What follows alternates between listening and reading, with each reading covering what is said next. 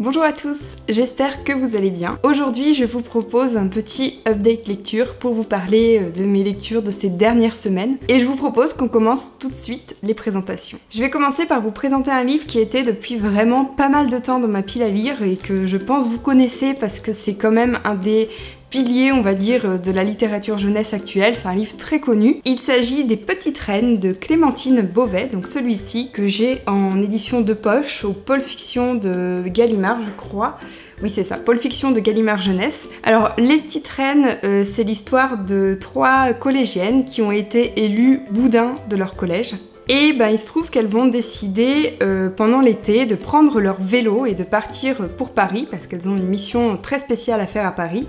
Et pour cela, elles vont vendre des boudins pendant tout leur trajet de Bourg-en-Bresse à Paris. Alors pour pas faire trop de suspense, je vais vous le dire tout de suite, j'ai beaucoup aimé ce petit roman qui se lit mais vraiment très vite. Il a un ton qui est très léger, très drôle, très humoristique avec la narratrice qui est vraiment drôle. Et en même temps, il va évoquer des sujets très difficile, très dur. Donc c'est un roman qui va parler de harcèlement, de cyberharcèlement, d'humiliation, de grossophobie, de plein de sujets très violents et assez difficiles à aborder, mais que je trouve l'autrice aborde tout de même avec beaucoup de finesse et beaucoup de justesse. Et en même temps, ces sujets très difficiles vont contraster avec le ton, avec l'humour de la narratrice, qui est donc une des 3 jeunes filles. Donc voilà, c'est un roman qui est vraiment plein d'entrain, plein d'énergie, qui est assez rocambolesque et qui est aussi très peu crédible, on va dire très peu réaliste, mais on pardonne bien facilement ce manque un peu de crédibilité parce que l'histoire est vraiment chouette. Les personnages sont super, les personnages secondaires sont géniaux. Si vous l'avez lu, personnellement, j'ai adoré le beau-père de l'héroïne. C'est un roman jeunesse qui est très fort, qui aborde des sujets difficiles et de façon pertinente. Donc vraiment, je l'ai adoré. Pour continuer dans les romans jeunesse, je viens de finir un roman dont je vous ai parlé dans mon dernier book haul. Il s'agit de Triangle amoureux ou pas, qui a été publié aux éditions Lumen. C'est une histoire qui m'a beaucoup parlé et qui, je pense, vous parlera aussi, puisque c'est l'histoire d'une jeune fille qui est blogueuse littéraire et bookstagrammeuse. Donc elle a un blog qui parle de cupcakes et de littérature, qui a l'air assez ouf. Et donc cette jeune fille, elle va arriver dans un nouveau lycée, puisqu'elle va venir vivre chez son grand-père avec son frère. Et dans ce nouveau lycée, il se trouve qu'elle va rencontrer un garçon que, en réalité, elle connaît déjà virtuellement, mais elle va pas lui dire, et lui ne va pas la reconnaître. Donc il va y avoir tout un quiproquo dans le roman qui va amener à des situations que je pense vous imaginez un petit peu. Donc c'est un roman, une petite romance, mais en même temps vraiment très fraîche et assez originale parce que ce côté un peu où on parle de bookstagram, on parle de blog, de booktube, des événements littéraires, des amitiés virtuelles, j'ai trouvé ça vraiment génial et je pense que pour notre communauté booktube, bookstagram, tout ça, je pense que ça va un peu beaucoup nous parler et c'est super cool. Après, je vais pas vous mentir, j'ai trouvé que c'était une histoire qui était quand même assez convenue et assez attendue. Je pense que dès le départ, on se doute un peu de ce qui va se passer, des grands événements qui vont grosso modo arriver à l'héroïne. Bon, malheureusement, j'ai pas trop eu de surprise de ce côté-là, il s'est passé un peu ce que je pensais qu'il allait se passer, mais ça n'empêche que je vous le conseille quand même parce que j'ai trouvé que c'était une lecture très douce, très mignonne et qui apporte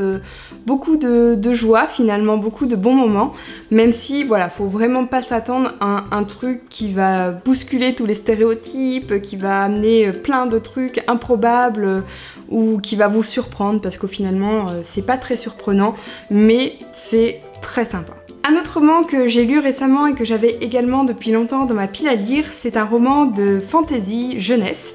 Il s'agit du premier tome de L'Anti-Magicien qui a été publié chez Gallimard. Alors ce roman, il y a déjà plusieurs tomes qui sont parus et j'en avais lu vraiment de très bonnes critiques. C'est une histoire, comme je vous le disais, de fantasy dans laquelle il y a toujours un système de castes et dans laquelle les castes les plus privilégiées sont celles qui disposent de la magie, qui peuvent faire de la magie. Le héros de ce roman fait partie d'une famille qui dispose de pouvoirs de magicien, mais il se trouve que lui c'est un peu une catastrophe puisqu'il n'a absolument aucun pouvoir.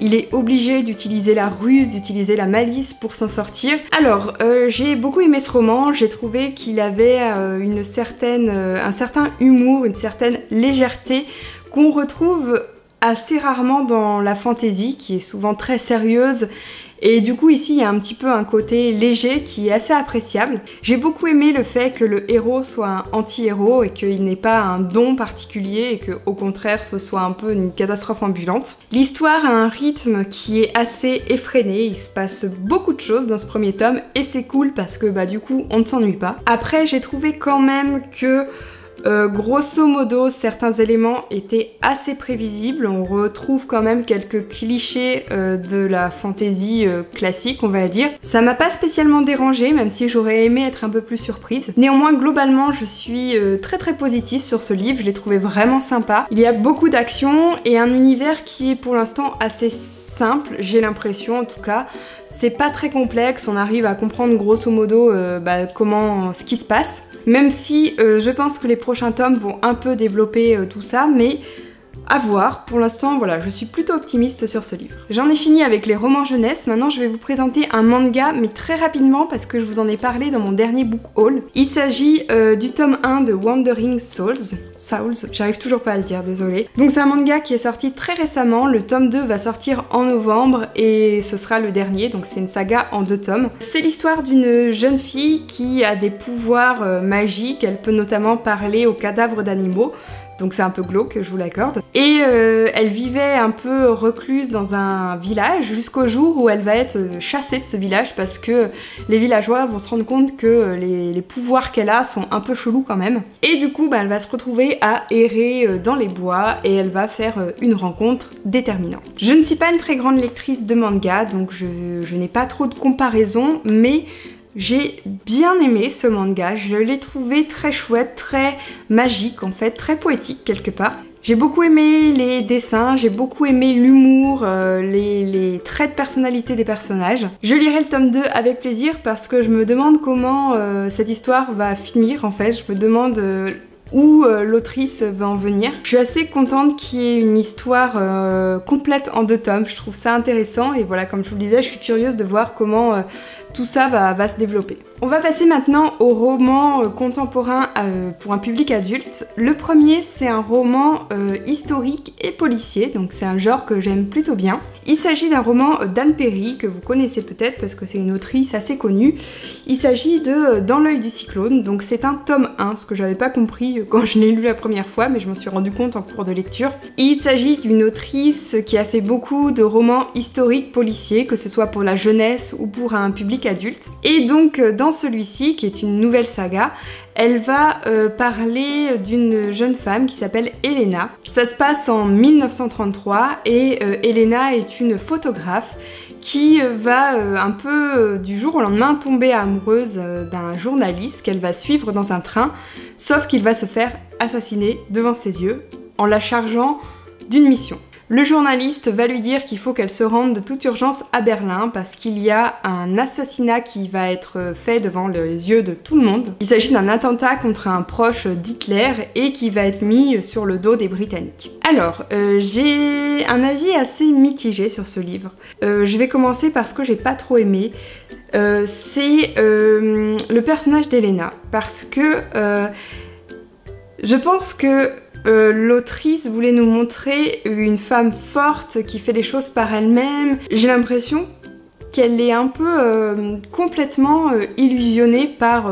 déjà, elle tombe amoureuse du jour au lendemain d'un journaliste qu'elle ne connaît pas, et elle le suit dans un train pour aller je ne sais où. Et tout au long du roman, en fait, j'ai eu l'impression qu'elle avait besoin qu'un homme arrive pour la sauver, parce que sinon toute seule elle faisait que des bêtises. Donc c'est assez gênant, je sais pas si c'est volontaire et que après dans les autres tomes de la saga elle va s'émanciper un petit peu et arriver à faire des choses plus rationnelles par elle-même. Et là du coup j'étais un peu surprise parce que je me suis dit, des fois je me disais mais pourquoi elle réagit comme ça, c'est pas du tout logique, c'est pas du tout prudent. À part ça, c'est quand même un bon roman historique, j'ai trouvé que le contexte, l'ambiance qui règne à Berlin en 1933 est très bien retransmise, mais le gros point noir c'est un peu cette héroïne, donc je lirai peut-être la suite pour voir comment ça évolue. Et enfin, une dernière lecture et pas des moindres, puisqu'il s'agit du Chant d'Achille de Madeline Miller.